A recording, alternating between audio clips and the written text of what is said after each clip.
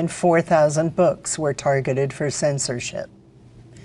Yet despite these alarming trends, today is a day of celebration as we grant these high honors in journalism, literature, drama, and music. I want you to know jurors had a wealth of excellent work to review, with more than 1,200 journalism entries and thousands of books, to narrow down to just 3 finalists in each category for the board to select from. As one of the jury chairs said of the complexity of the judging process, it feels like some kind of miracle of civility that everyone finally comes to agreement and gets the job done on time. They did, and the board did. And in a minute, I'll announce the finalists and winners. But first, I want to hand this over to the co-chairs of the board of the Pulitzer Prizes, Neil Brown, president of the Poynter Institute, and Tommy Shelby, professor of philosophy, African and African American Studies at Harvard University. Neil? Thank you, Marjorie. The Pulitzer Prizes are more than journalism's most esteemed honor. They are a commitment to the highest standards of fairness, honesty, and storytelling for those who pursue facts and reveal uncomfortable truths. But excellence doesn't come easy, and journalism is under threat. On college campuses, in state capitals, and at local school boards, journalists are locked out in order to thwart their independent reporting. At home and abroad, journalists face intimidation and violence by those who believe in repression over free expression. When we bestowed these awards last May, the Pulitzer Board condemned the unlawful detention of Evan Gershkovich, the Wall Street Journal reporter imprisoned in Russia. Here we are a year later, and Evan is still a prisoner. This is outrageous, and the Pulitzer Board renews the call to free Evan. Free him now. From Gaza to Ukraine, from small towns to troubled city neighborhoods, courageous journalists aim to tell the stories of those who have too little power, and we seek to shine a light on those who have too much. Today, through the Pulitzer Prizes, we honor all who do this work, and we do so with gratitude. Now it's my pleasure to turn it over to Professor Tommy Shelby. Thank you, Neil. We are here to recognize not only excellence in journalism, but also to honor distinguished work in 6 book categories and in drama and music. Our mission is to celebrate the finest achievements in arts and letters, to promote independent and critical thought, and to foster freedom of expression. This year, we are thrilled to highlight a wide array of truly exceptional works of creativity and research. With remarkable depth and insight, these finalists and winners explore universal themes in refreshingly new ways. We are astounded by their explorations of the meaning of family and friendship, and their enlightening and sometimes heartbreaking stories about migration, disability, and illness. And we are astonished by their vivid portrayals of love and loss, trauma and healing. These works also speak candidly about the darker aspects of human life. They confront the immense inequality and poverty that plague our world, how conquest and dispossession shape our relations with one another, the horrors and suffering caused by war, and the rapidly changing climate that portends a perilous future. In awarding these prizes, we highlight exemplary work in journalism, arts, and letters, and in doing so, we hope to encourage others to strive for such excellence. Now, we invite you to learn from, to be inspired by, and to critically reflect on the work we honor today. We now go back to Marjorie Miller, who will announce the finalists and winners. Thank you, Tommy and Neil. We will begin with journalism. This year, there was remarkable coverage of the Hamas attack on Israel. and 2 wars in Gaza and Ukraine. There were tragic natural disasters in Hawaii and Turkey. The entries included many instances of workplace harm to employees, consumers, and soldiers. Hate crimes and criminal justice, corruption and impunity, and migration remained persistent themes in American life. And globally, we saw stories on the proliferation of undemocratic uses of technology, along with the growing presence of AI in our lives. So without further ado, let's get started. The finalists in breaking news are staff of the Honolulu Civil Beat for its distinctive, sweeping, and urgent coverage of the Maui wildfires that killed more than 100 people and left a historic town in ruins, reporting that held officials to account and chronicled the aftermath and efforts to rebuild. Staff of Lookout Santa Cruz for its detailed and nimble community-focused coverage over a holiday weekend of catastrophic flooding and mudslides that displaced thousands of California residents and destroyed more than 1,000 homes and businesses.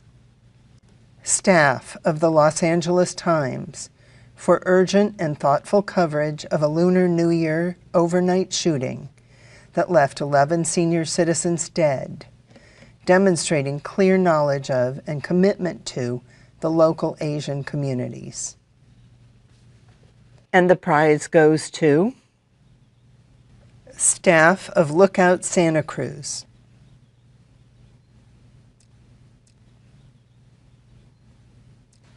The investigative finalists are staff of Bloomberg for a deep and rigorous investigation of how the U.S. government aided the global spread of gun violence, prompting the Biden administration to halt most gun exports for 90 days, while it reviewed the federal government's marketing relationship with gun manufacturers.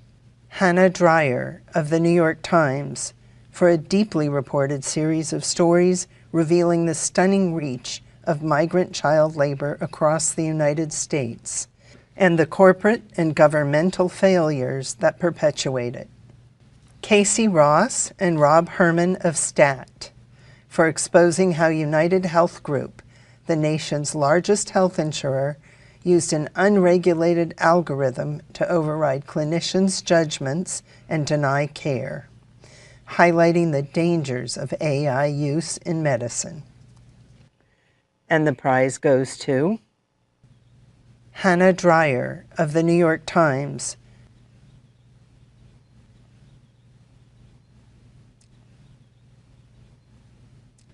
The finalists for explanatory are staff of Bloomberg for rigorous, far-reaching reporting that holds corporate water profiteers to account and exposes how they willfully exacerbate the effects of climate change at the expense of less powerful communities. Sarah Stillman of The New Yorker for a searing indictment of our legal system's reliance on the felony murder charge and its disparate consequences, often devastating for communities of color. Staffs of the Texas Tribune, ProPublica, and Frontline for advancing understanding of law enforcement's catastrophic response to the mass shooting at an Uvalde, Texas elementary school, and also for documenting the political and policy shortcomings that have led to similar deadly police failures across the country. The prize goes to Sarah Stillman of The New Yorker.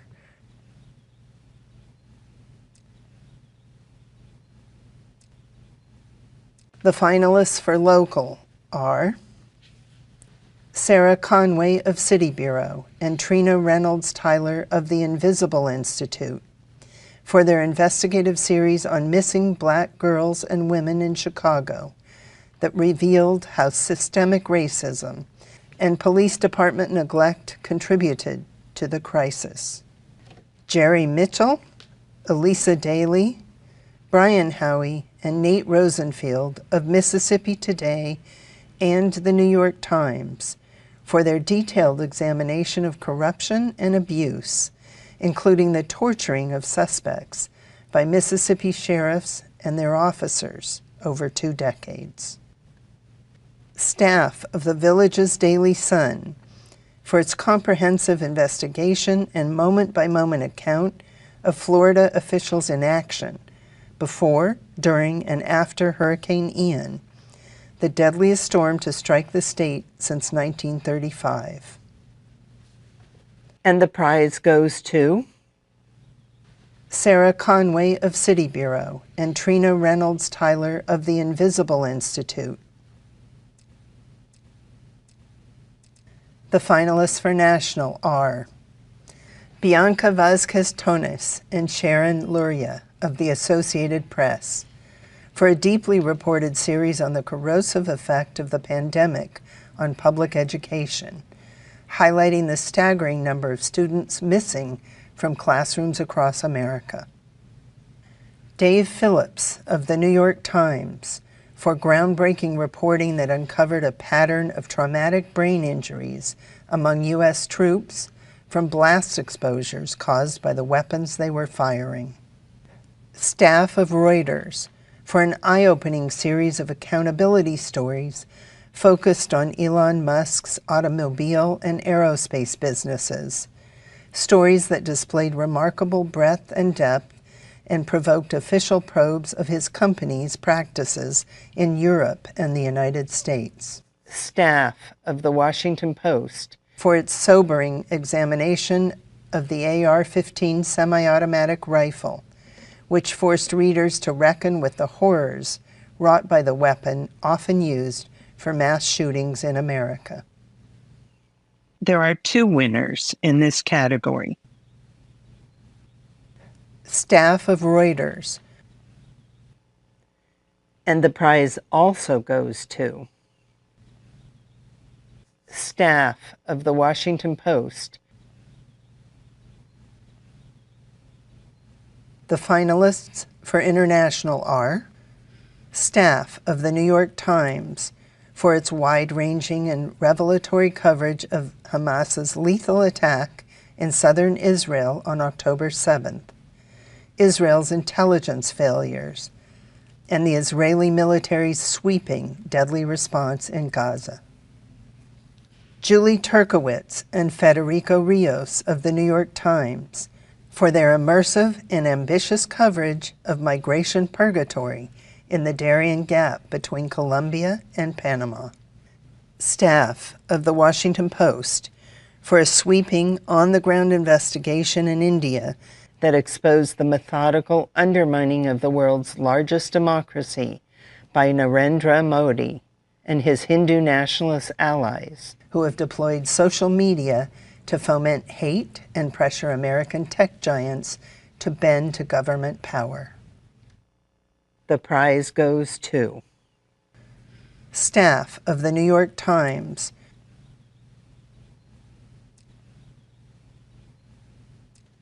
The finalists for feature writing: Carrie Blakinger of the Marshall Project, co-published with the New York Times Magazine, for her insightful, humane portrait, reported with great difficulty, of men on death row in Texas who play clandestine games of Dungeons and Dragons, countering their extreme isolation with elaborate fantasy. Katie Engelhart, contributing writer, The New York Times, for her fair-minded portrait of a family's legal and emotional struggles during a matriarch's progressive dementia that sensitively probes the mystery of a person's essential self. Jennifer Senior of The Atlantic, for her beautifully rendered account of her disabled aunt, who was institutionalized as a small child, and the lasting effects on her family, told in the context of present-day care and intervention that make different outcomes possible. And the prize goes to Katie Engelhart, contributing writer, The New York Times, The finalists in commentary are Brian Lyman of the Alabama Reflector for incisive columns that challenge a range of state policies flouting democratic norms and targeting vulnerable populations, written with the commanding authority of a veteran political observer. J. Caspian Kang of The New Yorker for provocative columns that urge us to re-examine popular narratives on such critical topics as affirmative action, racial politics, and the portrayal of gun violence. Vladimir Kara-Murza, contributor, The Washington Post, for passionate columns written at great personal risk from his prison cell, warning of the consequences of dissent in Vladimir Putin's Russia and insisting on a democratic future for his country. And the prize goes to Vladimir Kara-Murza, contributor, The Washington Post. The finalists in criticism: Zadie Smith, contributor, The New York Review of Books, for a review of the film Tar that addressed with wit and ease such consequential themes as mortality and the clash of generations. Vincent Cunningham of The New Yorker for theater reviews that reflect a formidable knowledge of the stage and the mechanics of performance, along with canny observations on the human condition. Justin Chang of the Los Angeles Times for richly evocative and genre-spanning film criticism that reflects on the contemporary movie-going experience. And the prize goes to Justin Chang of the Los Angeles Times. The finalists in editorial writing: Isadora Rangel of the Miami Herald for a scathing series that roots the city's multiple political scandals in a troubled local democracy and champions electoral reforms. Brandon McKinley and Rebecca Space of the Pittsburgh Post-Gazette for ambitious investigative editorials that examine a collapse in services for the homeless in Pittsburgh and the city's failure to account for millions of dollars meant to offer relief. David E. Hoffman of The Washington Post for a compelling and well-researched series on new technologies and the tactics authoritarian regimes use to repress dissent in the digital age and how they can be fought. And the prize goes to David E. Hoffman of The Washington Post. The finalists in illustrated reporting: Clay Bennett of the Chattanooga Times Free Press for a portfolio of deceptively gentle, mostly wordless cartoons full of juxtapositions that ably communicate complex, sophisticated messages. Madar de la Cruz, contributor, The New Yorker, for his visually driven story set inside Rikers Island Jail, using bold black and white images that humanize the prisoners and staff through their hunger for books. Angie Wang, contributor, The New Yorker, for a vivid, illustrated journey with her toddler that explains how human language learning can never be supplanted by AI. Claire Healy, Nicole Dunca, and Ren Galeno, contributor of The Washington Post, for masterful and sensitive use of the comic form to reveal the story of a great injustice to a group of Filipinos exhibited at the 1904 World's Fair in St. Louis, where some of them died. And the prize goes to Madar de la Cruz, contributor, The New Yorker. The finalists in breaking news photography: Adem Altan of Agence France Presse for a heartbreaking image of a man clutching the hand of his deceased daughter a day after a 7.8 magnitude earthquake killed more than 50,000 people in Turkey and Syria. Nicole S. Hester of the Tennessean for a distressing image of a young girl looking out of a school bus in anguish as she is evacuated from the scene of a deadly shooting at the Covenant School in Nashville.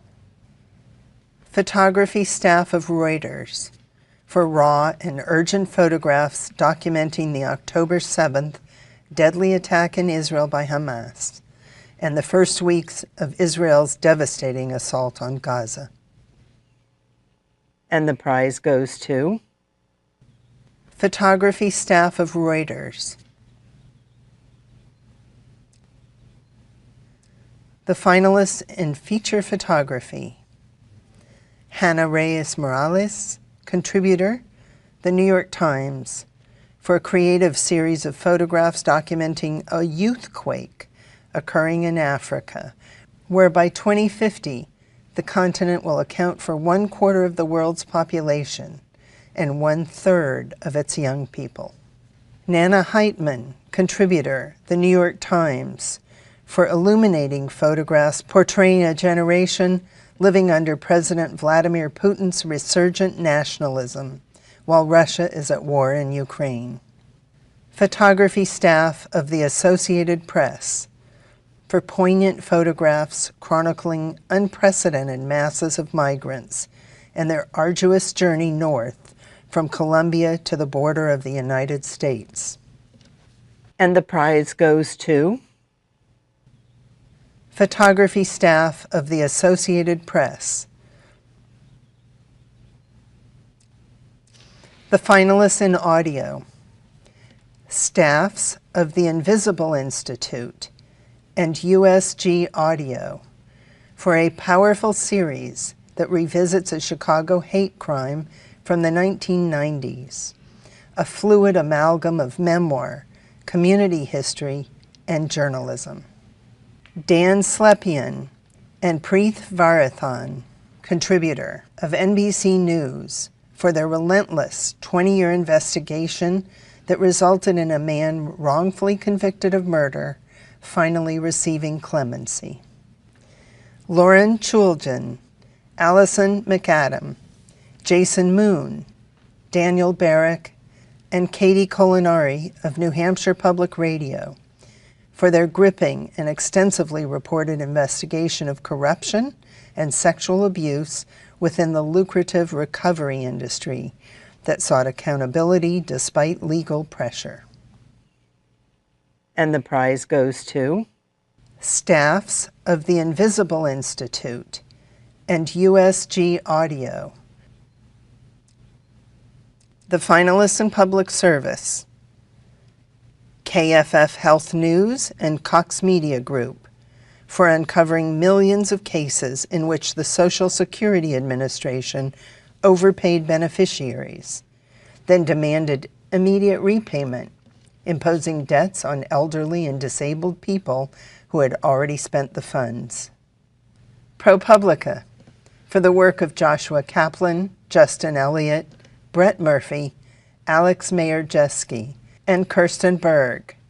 Groundbreaking and ambitious reporting that pierced the thick wall of secrecy surrounding the Supreme Court to reveal how a small group of politically influential billionaires wooed justices with lavish gifts and travel, pushing the court to adopt its first code of conduct.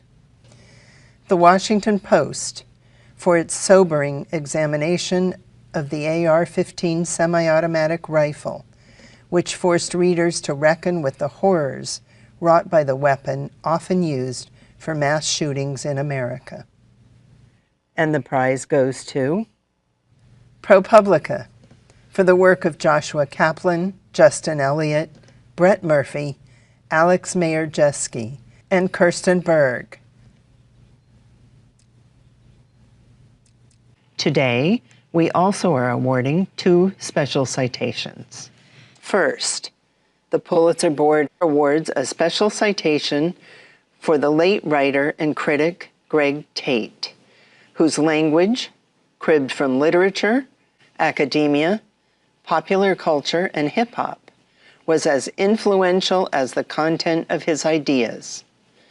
His aesthetic, innovations, and intellectual originality, particularly in his pioneering hip-hop criticism, continue to influence subsequent generations, especially writers and critics of color. Our second special citation goes to the journalist covering Gaza. In recent years, the Pulitzer Board has issued citations honoring journalists covering wars in Ukraine and Afghanistan. This year, the board recognizes the courageous work of journalists and media workers covering the war in Gaza. Under horrific conditions, an extraordinary number of journalists have died in the effort to tell the stories of Palestinians and aid workers in Gaza. This war also has claimed the lives of poets and writers among the casualties. As the Pulitzer Prizes honor categories of journalism, arts, and letters, we mark the loss of invaluable records of the human experience. Now we turn to the winners in arts and letters. Our arts awards illustrate that contemporary creativity is healthy, undiminished, and more diverse than ever, with new young voices joining the conversation. The entries in books, drama, and music address such themes as immigration, ecology, goodness, as well as intolerance in our history and in the present day. The finalists in drama are Here There Are Blueberries by Moises Kaufman and Amanda Gronick, an elegant and harrowing work of documentary theater that examines the provenance of a photo album from Auschwitz and probes the unsolvable mystery of how individuals can insist on normalcy while atrocity lurks outside the frame. Primary Trust by Ebony Booth, a simple and elegantly crafted story of an emotionally damaged man who finds a new job, new friends, and a new sense of worth, illustrating how small acts of kindness can change a person's life and enrich an entire community. Public Obscenities by Shayok Misha Chowdhury, a densely written, deeply felt drama that examines identity, home, queerness, and language through the lens of a Bengali American reuniting with his family in India. And the prize goes to Primary Trust by Ebony Booth. The finalists in history are No Right to an Honest Living, The Struggles of Boston's Black Workers in the Civil War Era by Jacqueline Jones, a breathtakingly original reconstruction of free Black life in Boston that profoundly reshapes our understanding of the city's abolitionist legacy and the challenging reality for its Black residents. Continental Reckoning, The American West in the Age of Expansion by Elliot West, a masterly crafted and comprehensive narrative of how our nation's history unfolded across the American West and how the West, no less than the Civil War, profoundly shaped the rise of modern America. American Anarchy, the epic struggle between immigrant radicals and the U.S. government at the dawn of the 20th century by Michael Wilrich, a riveting and beautifully written story of how anarchists and their lawyers remade American law, with profound implications for modern jurisprudence and prompting serious reflection on the meaning and limits of democracy. And the prize goes to No Right to an Honest Living, The Struggles of Boston's Black Workers in the Civil War Era by Jacqueline Jones. The finalists in biography are Larry McMurtry, A Life by Tracy Daughtry, an insightful literary biography of the celebrated author, written with brio and humor that evokes the Depression-era Texas of his youth and the myth of the American West that he dedicated himself to exposing. King, A Life by Jonathan Eig, a revelatory portrait of Martin Luther King Jr. that draws on new sources to enrich our understanding of each stage of the civil rights leader's life, exploring his strengths and weaknesses, including the self-questioning and depression that accompanied his determination. Master, Slave, Husband, Wife, An Epic Journey from Slavery to Freedom by Ilian Wu. A rich narrative of the Crafts, an enslaved couple who escaped from Georgia in 1848, with light-skinned Ellen disguised as a disabled white gentleman and William as her manservant, exploiting assumptions about race, class, and disability to hide in public on their journey to the North, where they became famous abolitionists while evading bounty hunters. There are 2 winners in this category. King, A Life by Jonathan Eig. Also, the prize goes to Master, Slave, Husband, Wife, An Epic Journey from Slavery to Freedom by Ilian Wu. The finalists for memoir: Liliana's Invincible Summer, A Sister's Search for Justice by Cristina Rivera Garza, a genre-bending account of the author's 20-year-old sister murdered by a former boyfriend that mixes memoir, feminist investigative journalism, and poetic biography, stitched together with a determination born of loss. The Country of the Blind, A Memoir at the End of Sight by Andrew Leland, an emotionally resonant account by an author losing his eyesight from a rare genetic disorder, a memoir that explores the physical and conceptual experience of blindness, that explains honestly how ableism fueled his reticence to accept his diagnosis. The Best Minds, A Story of Friendship, Madness, and the Tragedy of Good Intentions by Jonathan Rosen, an account of the author's brilliant childhood best friend and fellow student who was diagnosed as schizophrenic before fatally stabbing his girlfriend, a tragedy used to explore mental illness and the history of institutionalization. And the prize goes to Liliana's Invincible Summer, A Sister's Search for Justice by Cristina Rivera Garza. The finalists in poetry are To 2040 by Jory Graham, a fluent yet spare volume about grief, loss, and vulnerability through an array of themes including environmental disaster and personal mortality.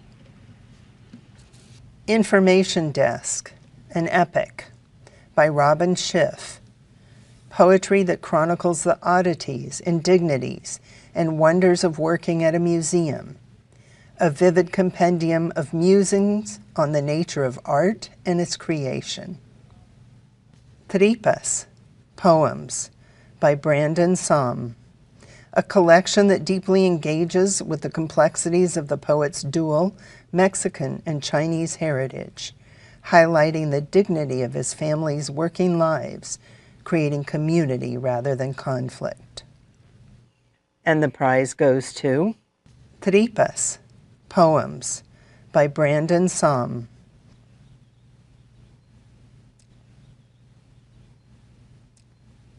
The finalists in general nonfiction: Fire Weather, A True Story from a Hotter World by John Valiant, an unsparing account of the rapacious Alberta Sands fire, fueled by an overheated atmosphere, dry forest, and omnipresent petroleum products that consumed the town of Fort McMurray at the heart of Canada's oil industry, which brings the global crisis of carbon emissions and climate change into urgent relief. A Day in the Life of Abd Salama, Anatomy of a Jerusalem Tragedy by Nathan Thrall. A finely reported and intimate account of life under Israeli occupation of the West Bank, told through a portrait of a Palestinian father whose 5-year-old son dies in a fiery school bus crash when Israeli and Palestinian rescue teams are delayed by security regulations. Cobalt Red, How the Blood of the Congo Powers Our Lives by Siddharth Kara. A powerful examination of mining operations in the southeastern Congo that reveals a global system of modern-day slavery and the inhumane, often deadly working conditions for the men, women, and children who extract the rare metal required for smartphones, computers, and electric vehicles. And the prize goes to A Day in the Life of Abd Salama, Anatomy of a Jerusalem Tragedy by Nathan Thrall. The finalists for music: Double Concerto for Esperanza Spalding, Claire Chase, and Large Orchestra by Felipe Lara. A reimagining of the traditional concerto with improvisation, vocalization, and Afro-Brazilian elements that forge compelling, intimate relationships between the orchestra and two soloists. Paper Pianos by Mary Kuyumjian. A socially urgent multimedia work that boldly melds music and audio documentary with first-person stories of refugees, exploring how music serves as solace and inspiration under conditions of displacement. Adagio for Wadada Leo Smith by Taishan Sori. An introspective saxophone concerto with a wide range of textures presented in a slow tempo. A beautiful homage that's quietly intense, treasuring intimacy rather than spectacle. And the prize goes to Adagio for Wadada Leo Smith by Taishan Sori.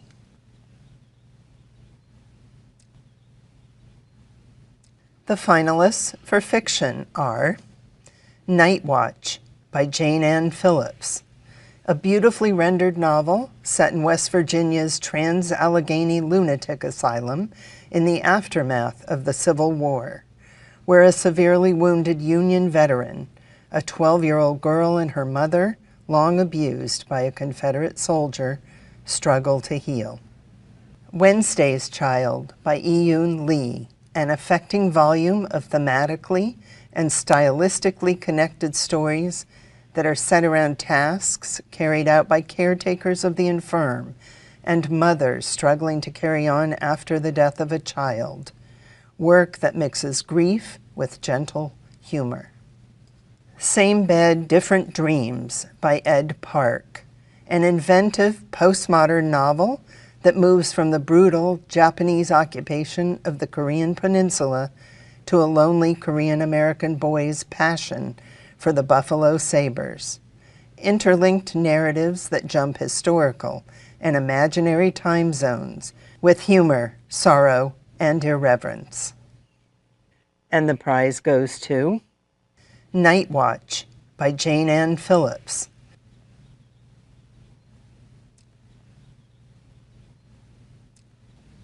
Thank you for joining us this afternoon, and congratulations to all of the winners.